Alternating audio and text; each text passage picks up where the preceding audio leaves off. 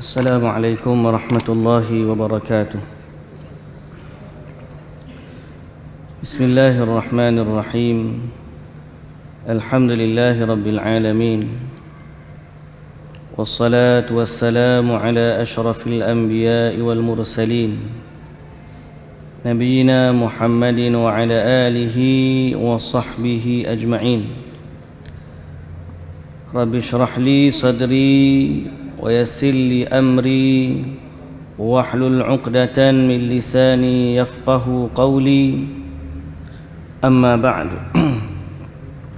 فإن أصدق الحديث كتاب الله، وخير الهدي هدي محمد صلى الله عليه وسلم، وشر الأمور محدثاتها، وكل محدثة بدعة، وكل بدعة ضلالة، وكل ضلالة في النار. Muslimin dan muslimat, hadirin dan hadirat yang dirahmati Allah Subhanahu wa taala sekalian. Syukur kita kepada Allah Subhanahu wa taala di atas limpahan rahmat dari Allah Subhanahu wa taala, sehingga Allah Subhanahu wa taala mengizinkan kepada kita pada malam ini sekali lagi untuk sama-sama berkumpul dalam rumah Allah Subhanahu wa taala dan berbicara tentang macam mana kita memanfaatkan waktu yang Allah Azza wa Jalla kurniakan kepada kita. Kerana hidup ini adalah hari-hari yang berlalu, dan masa yang Allah Ta'ala anugerahkan kepada kita itulah umur kita. Dan apa yang kita isi dalam kehidupan kita itulah saham akhirat kita. Andai kita isi dengan kebaikan, maka baiklah kesudahan bagi kita. Dan andai seseorang itu mengisi dengan perkara yang sia-sia, maka sia-sialah juga kehidupan akhiratnya.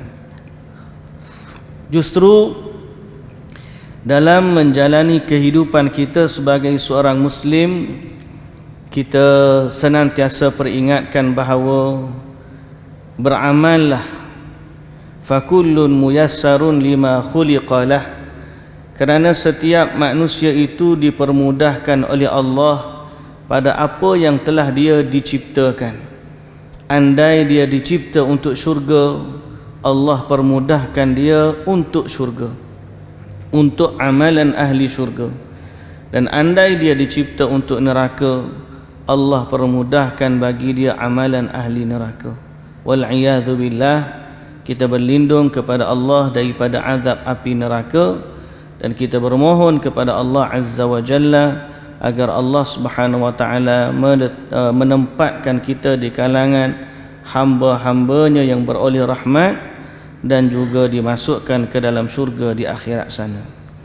Jadi muslimi dan muslimat yang dirahmati Allah, itulah secara umum perjalanan hidup kita.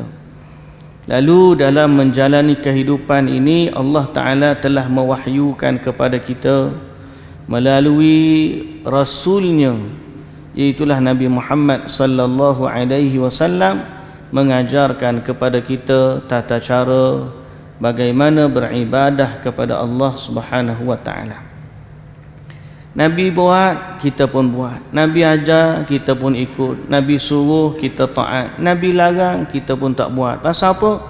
Pasal Nabi sallallahu alaihi wasallam adalah nabi, rasul. Apa maksud rasul? Rasul ni membawa message, risalah, the messenger. Dalam bahasa Inggeris kata the messenger. Pasal apa? Dia bawa message. Mesej apa yang dibawa oleh Rasul? Dari Allah Subhanahu wa taala. Jadi kerja kita sebagai umat setelah beriman kepada Allah, beriman kepada Rasulullah sallallahu alaihi wasallam adalah mentaati perintahnya. Sebab itu Nabi kita Muhammad sallallahu alaihi wasallam kata, "Ma nahaitukum anhu fajtanibuh." Apa yang aku larang, tinggalkan. Wa ma amartukum bihi fa'tu minhu mastata'tum. Apa yang aku suruh kamu buat, kamu buatlah sekadar yang kamu mampu. Quran pun kata kepada kita, laqad kana lakum fi rasulillahi uswatun hasanah. pada kamu bagi Rasulullah, bagi kamu pada Rasulullah sallallahu alaihi wasallam contoh teladan yang baik. Jadi apa jua amalan dalam agama yang kita harapkan pahala dari Allah Subhanahu wa taala mesti bertepatan dengan ajaran Rasulnya. Apa jua amal ibadah yang kita lakukan kerana Allah dan kita mengharapkan pahala dari Allah, mesti kita melalui petunjuk dari Rasulullah sallallahu alaihi wasallam. Kenapa? Kerana Rasulullah bukan bawa daripada poket dia. Wa ma yantiqu 'anil hawa in huwa illa wahyun yuha. Allah Taala kata Nabi Muhammad dia tak cakap dengan hawa nafsu dia. Sebaliknya yang Nabi cakap itu wahyu dari Allah. Jadi bila kita mengharapkan pahala dari Allah, beramal sesuai dengan wahyu Allah. Itu saja simple, sifir dia mudah. Kamu nak pahala dari Allah, biarlah ikut skema Allah. Kamu nak rahmat dari Allah, biarlah bertepatan dengan redha Allah. Kamu nak masuk syurga Allah, maka kamu buat mengikut apa yang Allah kehendaki. Simple. Kita ada Nabi, kita ada Rasul. Rasul tu adalah menyampaikan kita kepada apa yang Allah wahyukan. Dan Alhamdulillah apa yang Nabi wahyukan kepada kita, pada sahabatlah dan sekalian umat, diwariskan generasi demi generasi, sehingga akhirnya sampai kepada kita hari ini. Walaupun kita ni tak jumpa Nabi sallallahu alaihi wasallam, tapi apa yang Nabi ajarkan kepada sahabat, apa yang Nabi ajarkan apa yang Nabi perintahkan para sahabat, sampai juga kepada kita melalui periwayatan riwayat hadis. Dan inilah nikmat bila orang belajar ilmu. Dan Nabi SAW kata dah, dia tidak tinggalkan harta dinar dan dirham, kerana para Nabi tidak meninggalkan harta dinar dan dirham. Sebaliknya para Nabi meninggalkan ilmu. Kerana itu para sahabat dulu bila jumpa dengan tabi'in, dia kata, pergi ke masjid, orang sedang membahagikan harta pusaka Nabi sallallahu alaihi wasallam. Pergi masjid mengharapkan adanya harta, tiba-tiba majlis ilmu. Itulah dia harta Nabi. Sehingga dengan ilmu kita dapat lebih daripada apa yang orang ada harta dapat. Muslimin dan muslimat yang dirahmati Allah, kerana itu sekali lagi kita akan sambung bacaan kita tentang satu kitab yang bertajuk 1000 sunnah dalam sehari semalam. 1000 sunnah dalam sehari semalam ialah kita berusaha untuk membaca apa yang Nabi kita Muhammad sallallahu alaihi wasallam ajarkan. Supaya apa kita buat ni serupa dengan hak Nabi kita. Tu je. Simple. Nak buat serupa dengan Nabi. Oh, lah macamlah dia tu sahabat. Kita bukan sahabat, tapi kerana dalam Quran kata wallazina tabauhum biihsanin radhiyallahu anhum. Allah akan redha kepada golongan mukminin yang mengikuti golongan muhajirin dan ansar. Allah Ta'ala sebut was-sabiqunal awwaluna minal muhajirin wal ansar. Orang-orang terdahulu yang terawal dari kalangan muhajirin dan ansar. Walladzina tabauhum biihsan, dan orang-orang yang mengikuti muhajirin dan ansar dengan baik.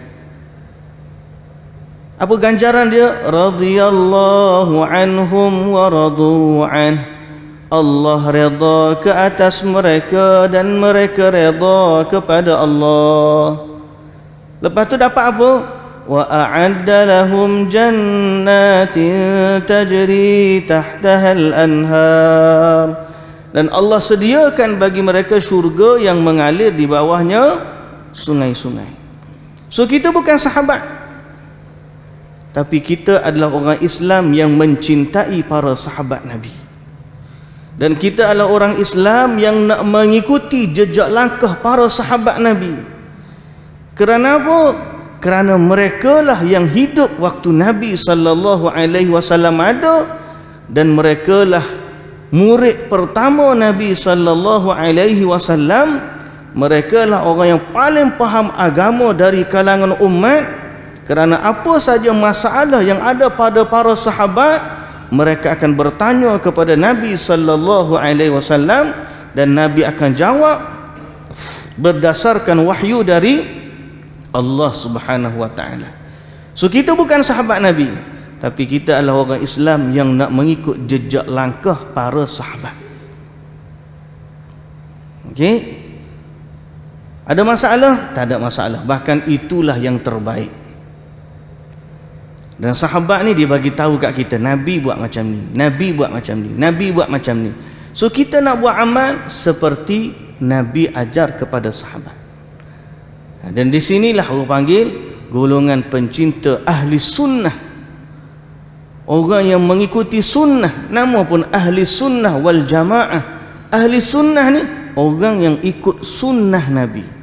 Dia nak buat apa pun, dia ikut sunnah Nabi. Apa yang Nabi buat, dia buat. Apa yang Nabi tak buat, dia tak. Pasal apa?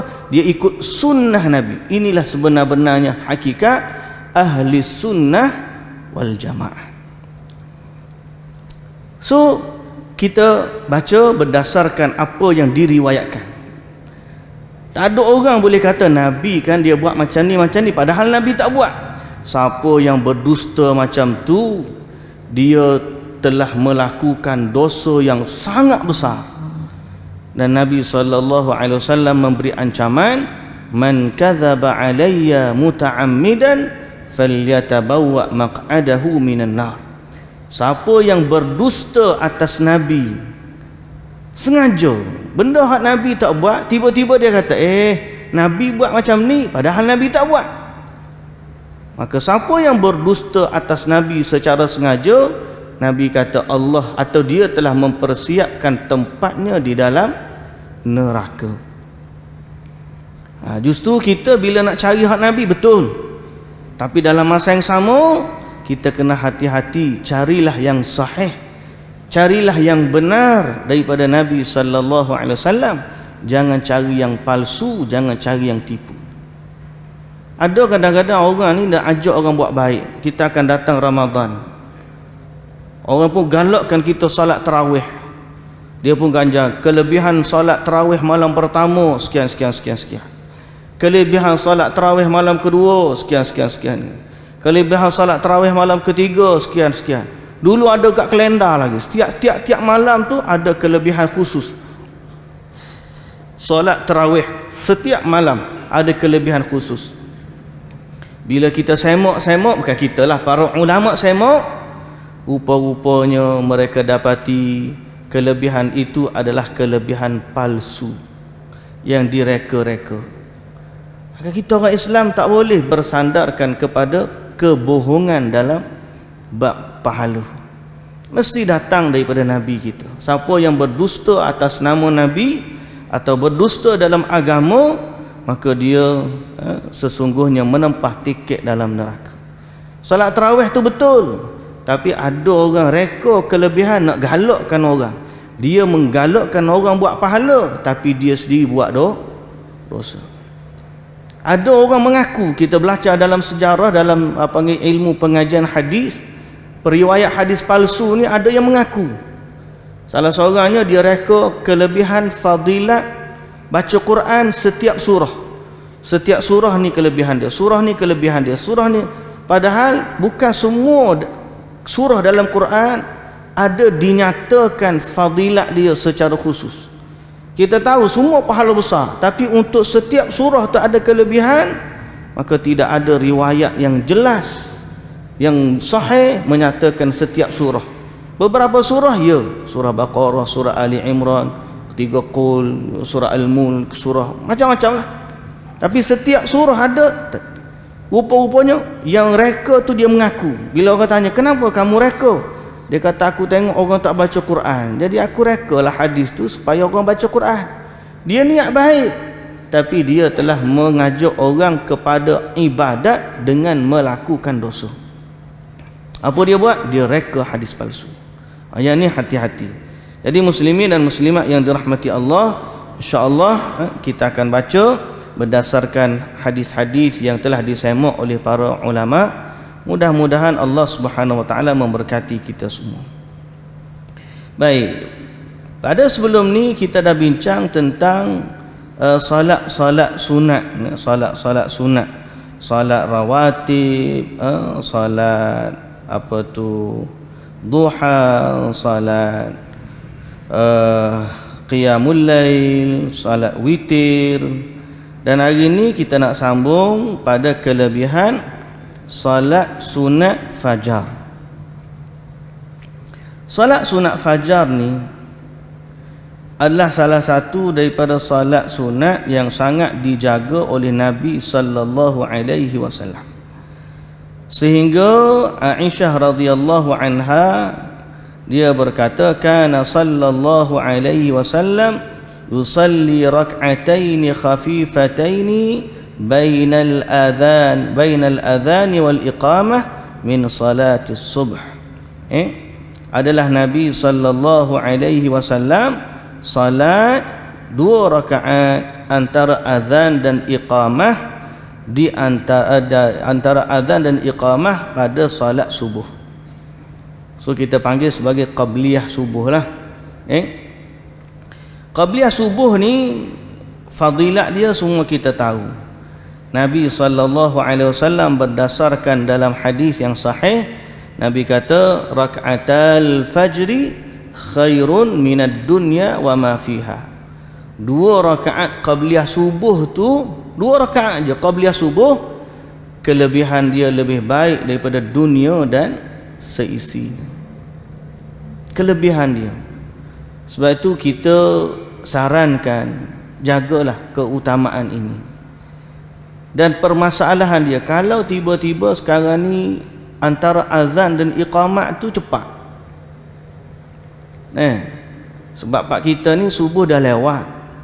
Jadi kalau nak tunggu lama tu jadi terlebih lewat pula, orang nak pergi kerja. So dipendekkan antara solat subuh, azan dan iqamat. Sebaik-baiknya dia sempat solat lah kalau dia bangun awal dan sebagainya, atau rumah dia pun dekat, dia sempat datang lepas azan. Ada setengah tu dia nak solat di rumah qabliyah pasal nak ambil sunat, solat sunat tu di rumah. Kemudian adalah kadang-kadang bila dia tak sempat, oleh kerana terlalu besarnya fadilat lebih baik daripada dunia dan seisinya, maka salat-salat rawatib ini disyariatkan untuk kita. Kalau tertinggal kita boleh qada. Kita boleh qada lepas daripada salat subuh, ataupun kalau kita tak nak qada pada waktu lepas salat subuh tu, kita pun tunggu sampai waktu duha, maka kita qada pada waktu duha itu qabliyah subuh. Pasal apa? Pasal besarnya fadilat salat qabliyah subuh. Muslimin dan muslimat yang dirahmati Allah. Kemudian ada riwayat yang sebagaimana hadis riwayat Imam Muslim, bahawa Nabi sallallahu alaihi wasallam diriwayatkan membaca surah Qul ya ayyuhal kafirun dan Qul huwallahu ahad dalam salat tersebut. Yang ni memang ada riwayat. Yang ada riwayat kita boleh bacalah. Okey. So kalau nak baca qabliyah subuh tu Qul ya rakaat pertama, Qul huwallahu rakaat kedua, maka itu adalah sunnah. Dan ada beberapa juga bacaan yang warid daripada Nabi sallallahu alaihi wasallam dalam qabliyah subuh, seperti qulu amanna billahi wa ma unzila ilaina wa ma unzila ila Ibrahim wa Ismail. Dan ada juga riwayat amanna billahi wa syahada bi annana muslimun, Ada juga riwayat Qul ya ahlal kitab ta'alu ila kalimatin sawa'in bainana wa bainakum. Dan juga tapi paling masyhur adalah 2 rakaat. Rakaat pertama Qul ya ayyuhal kafirun, rakaat yang kedua qul huwallahu ahad, seperti mana hadis riwayat Imam Muslim. Ada satu riwayat, ada satu lagi, ni payah nak buat sunnah ni. Payah nak buat sunnah ni. Apa dia? Dalam hadis riwayat Imam Bukhari, kana Nabi sallallahu alaihi wasallam idza shalla rak'atay al-fajr ittaja'a ala shiqqihi al-ayman. Nabi sallallahu alaihi wasallam selepas dia salat sunat qabliyah subuh, dia sempat lagi berbaring di sebelah rusuk kanannya. Sebab tu saya kata tadi, solat sunat subuh Nabi di rumah dia. Bila dia solat di rumah, lepas dia dengar azan, dia solat, kemudian sambil tunggu orang datang, sempat lagi dia rehat sekejap. Jarak antara azan dan iqamat itu agak panjang untuk solat subuh, sehingga sempat Nabi ni ittaja'. Maknanya ittaja' ni Nabi baring sekejap. Kita kalau sekejap tak jadi sekejap bimbangnya. Baring tu siapa-siapa bangun terlepas subuh. Jangan solat sunat awal waktu, solat wajibnya terlepas waktu. Jangan. Jadi ini satu sunnah. Kalau ada orang tu dia solat di rumah dia dekat, nak ambil sunat lepas Assalamualaikum warahmatullahi, Assalamualaikum warahmatullahi, dia baring sekejap dan dia anggap ini adalah sunnah Nabi sallallahu alaihi wasallam, insya-Allah dia diberi pahala. Walaupun pada baring, takkan baring dapat pahala? Iyalah, sebab dalam riwayat hadis Nabi baring. Dia dalam ibadat ni tuan-tuan, apa benda hak Nabi buat, maka kita ikut Nabi, insya-Allah dia diberi pahala. Terutamanya dalam bab kaitan dengan ibadat macam ni. Sebagai saya satu contoh, kadang-kadang bila saya pergi Mekah, saya bawa orang haji. Bila bawa orang haji, kita ikhtiar supaya perjalanan haji itu mengikut sifat haji Rasulullah sallallahu alaihi wasallam. Dan kebanyakan orang memang ikut sifat haji Nabi lah, melainkan beberapa orang panggil ranting-ranting ibadat. Yang saya maksudkan tu bab rukun, memang dia wukuf hari Arafah lah, 9 Zulhijjah dia tak wukuf sebaliknya. Kemudian dia duduk Mina pun ada 2 hari, ada 3 hari, 10, 11, 12, 3 hari lah, ada sampai 13, 4 hari. Kemudian secara umumnya menepati dah. Cuma ada yang sunnah-sunnah detail yang mana bila kita belajar, kita rasa alangkah indahnya kalau kita boleh buat seperti mana Nabi sallallahu alaihi wasallam buat. Seperti contoh hari Tarwiyah, hari ke-8 kita duduk di Mina dulu, sebab Nabi duduk di Mina. Kalau orang tu nak pergi Arafah terus tak ada masalah, sebab Tarwiyah tu sunnah je. Tapi kalau dia buat hari ke-8 duduk di Mina dulu, alhamdulillah. Yang saya nak kongsi tuan-tuan ialah sifat solat yang Nabi sallallahu alaihi wasallam buat pada satu tahun. Kita nak tunjuk macam mana orang cinta sunnah ni. Pada satu tahun kami duduk di kemah, ramai orang Malaysia ni, kemah Malaysia, travel lah saya bawa. Jadi mutawif travel masa tu. Ada beberapa travel yang duduk dalam satu kemah. Kemudian dapat cabutan daripada petang, lepas Zuhur tu kita dah undi siapa dia akan keluar dulu daripada Arafah nak menuju Muzdalifah. Keluar daripada Arafah menuju Muzdalifah. So cabut-cabut undi, kami dapat nombor 2 ataupun 1 nombor 2 macam tu lah awal. So ada jemaah kata, Ustaz, apa kata kita lepas masuk je maghrib, kita semayang dulu, kemudian baru kita pergi. Saya kata, kita tamu, kita nak ikut hak sunnah Nabi.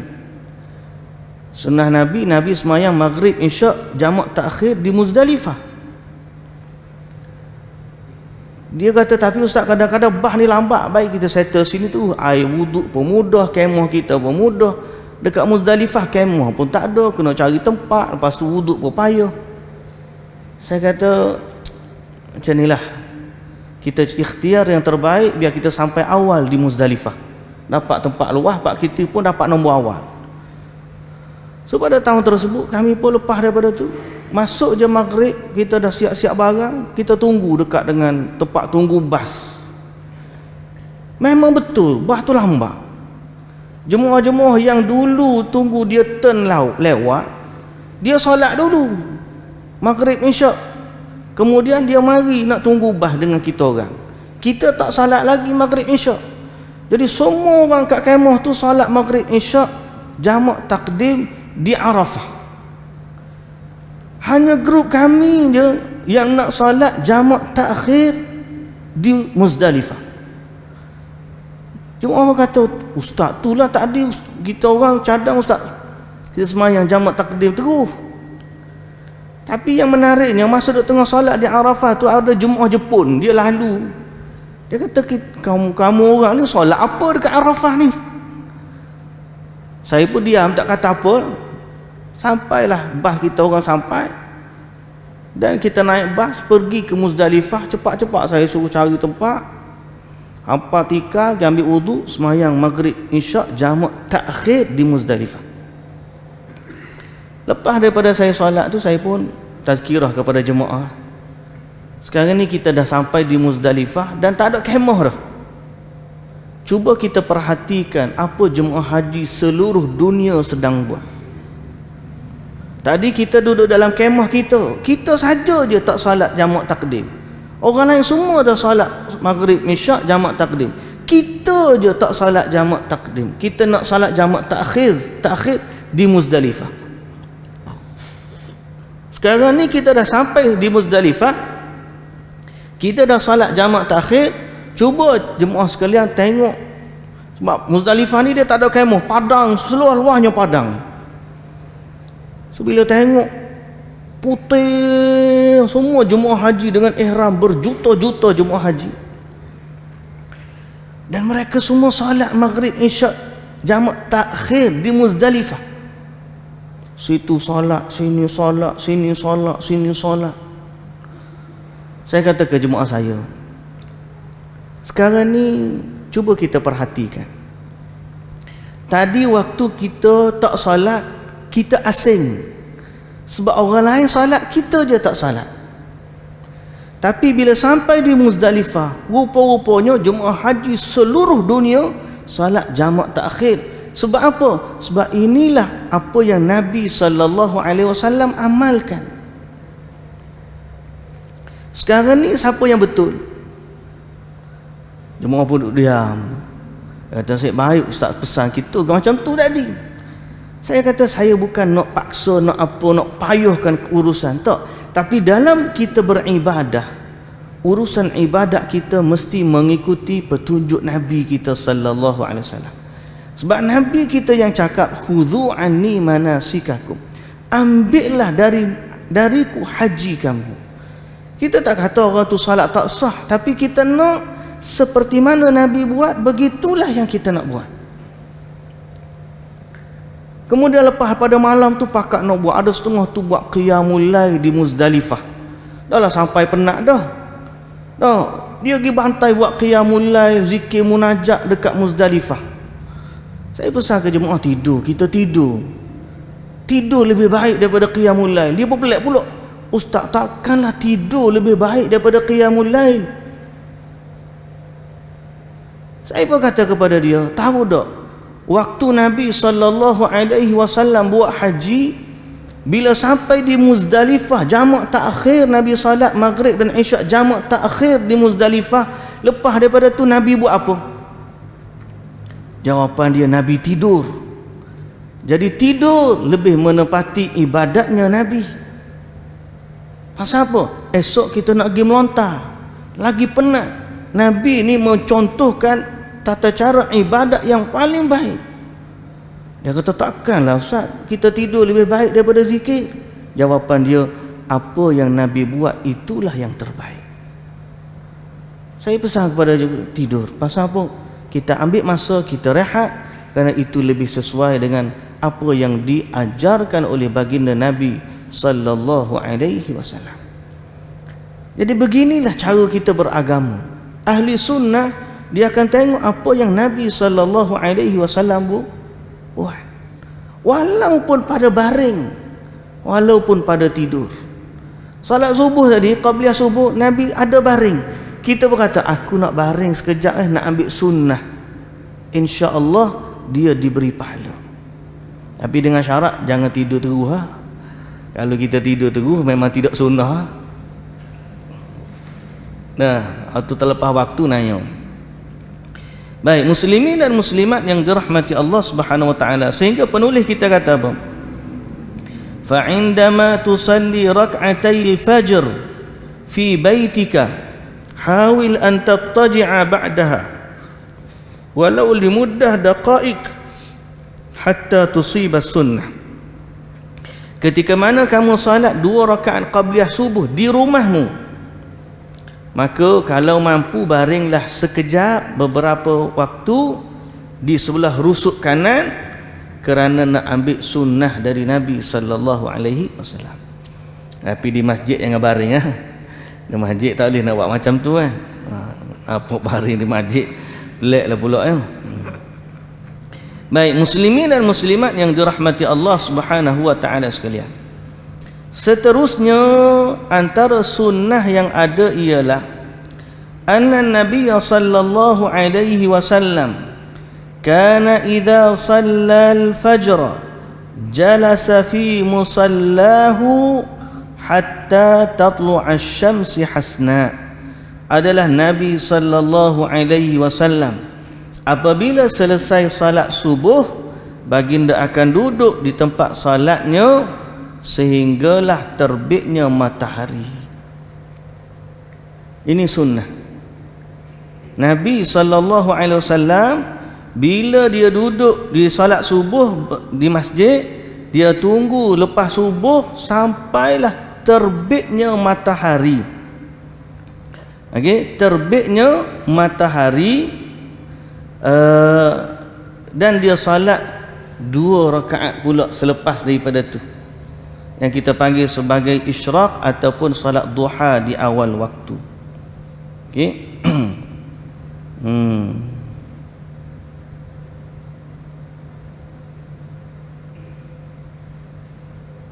Dan ada satu hadis yang diriwayatkan, cuma perbahasan ulama, ada yang mendhaifkan dia dan ada yang menghasankan dia. Ada khilaf ulama terhadap hadis tersebut, iaitulah barang siapa salat subuh secara berjamaah, kemudian dia duduk di tempat salatnya sehingga terbitnya matahari, kemudian dia salat 2 rakaat, iaitu setelah daripada naik segala tu, dia salat 2 rakaat, baginya pahala mengerjakan haji dan umrah yang sempurna, yang sempurna, yang sempurna. Tapi azan.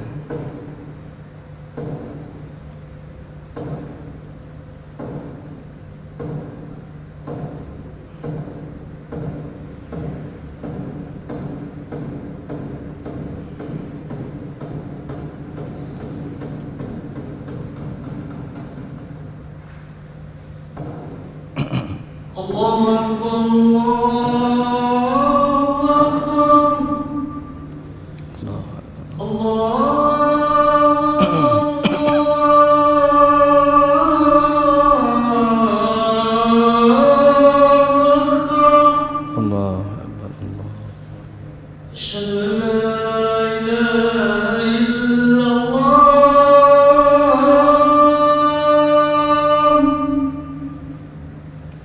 أشهد أن لا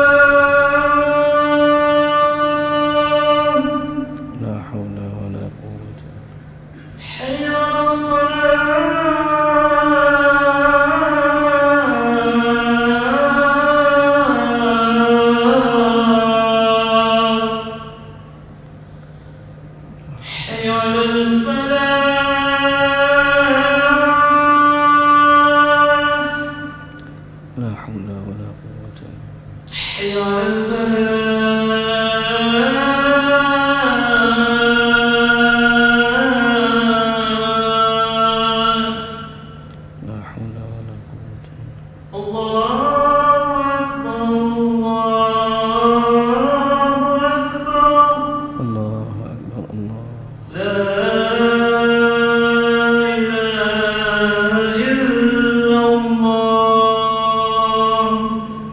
La ilaha illallah. Allahumma salli ala Muhammad. Allahumma rabb hadhihi da'wati wa ba'athu maqaman mahmudan. Baik muslimin dan muslimat yang dirahmati Allah Subhanahu wa taala. Jadi adalah satu sunnah Nabi ni sallallahu alaihi wasallam, selepas daripada solat subuh baginda akan duduk di tempat solat dia, dan dia keluar selepas daripada waktu syuruk. Waktu syuruk.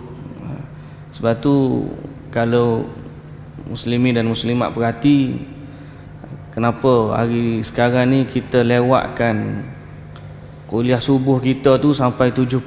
Dulu mula-mula 7.30. Dulu-dulu lagi 7.20 kan asal.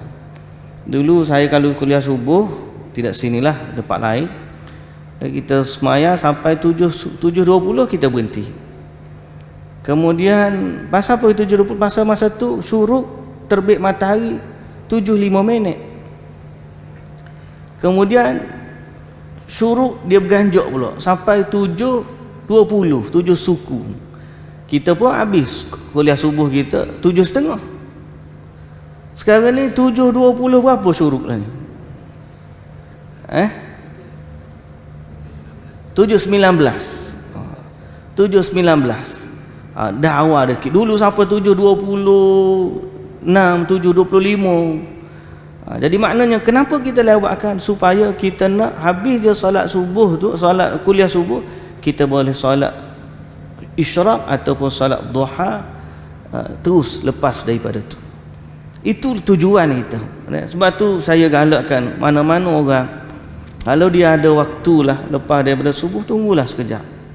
Sambil-sambil dia boleh dengar kuliah. Tapi matlamatnya ialah kita nak menghidupkan sunnah Nabi sallallahu alaihi wasallam, yang mana Nabi ni lepas subuh dia tak keluar daripada masjid tempat solat dia sehinggalah terbitnya matahari.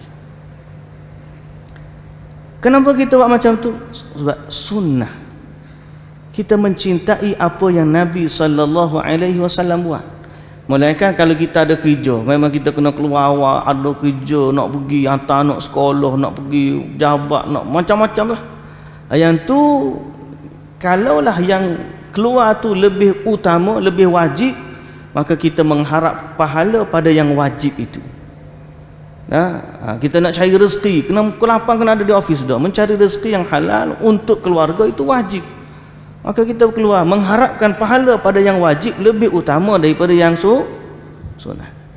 Habis kalau kita keluar tu tak ada benda wajib pun kita buat, benda sunat pun tak juga, maka lebih baik kita dahulukan, kita duduk di masjid, kemudian kita ambil waktu sekejap dengar kuliah subuh sampailah terbit matahari, naik segala tu, kita salat 2 rakaat sunnah. Pasal apa? Itu sunnah dari Nabi sallallahu alaihi wasallam. Jadi sebab tu muslimin dan muslimat yang dirahmati Allah, ana tekankan sekali lagi, kita ni nak ajak manusia kembali kepada apa yang Nabi ajak, tu je, tidak lain. Tak apalah orang tak kenal kita sebagai ni ustaz tu, tak perlu. Ini bukan siapa yang mengajak untuk ikut dia, maka dia telah menyalahi sunnah Nabi sallallahu alaihi wasallam. Para ulama dulu tak pernah kita ajak untuk ikut saya, tidak. Tapi kita nak mengajak manusia supaya ikut sunnah Nabi sallallahu alaihi wasallam. Kenapa? Kerana baginda lah utusan Allah untuk kita. Di situlah indahnya Islam, bahawa kita ada paksi untuk kita kembali.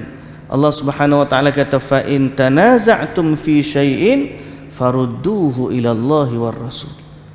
Dan insya-Allah muslimin dan muslimat, kita menghampiri Ramadan. Menghampiri Ramadan, kita nak tahu juga apa sunnah Rasulullah sallallahu alaihi wasallam dalam Ramadan. Sunnah Nabi dalam Ramadan apa benda? So esok malam ada satu malam lagi kita akan cerita tentang sunnah Nabi sallallahu alaihi wasallam dalam Ramadan. Insya-Allah. Daripada puasanya, salatnya, qiyamnya, sahurnya dan apa yang Nabi sallallahu alaihi wasallam buat sempena ataupun selama baginda berada dalam Ramadan.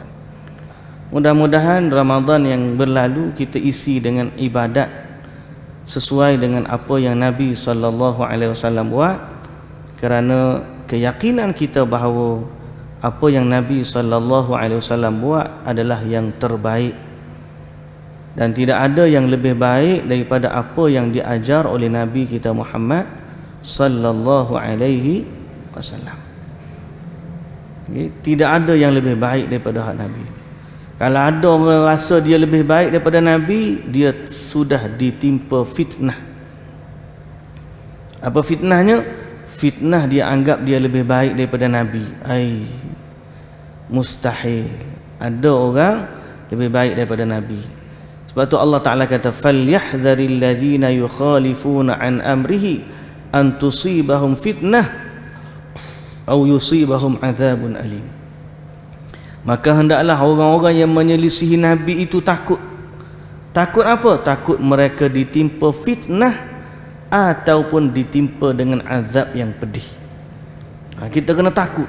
Seandainya kita menyelisihi Nabi, kita takut, aku ni buat tak sama dengan hak Nabi buat ni. Bimbang apa? Sebab Allah Ta'ala kata, "Falyahdharil ladzina yukhalifuna an amrihi an tusibahum fitnatun aw yusibahum azabun alim." Maka hati-hati orang yang menyelisihi Nabi. Apa dia? Dibimbangi mereka akan ditimpa fitnah ataupun ditimpa azab yang pedih.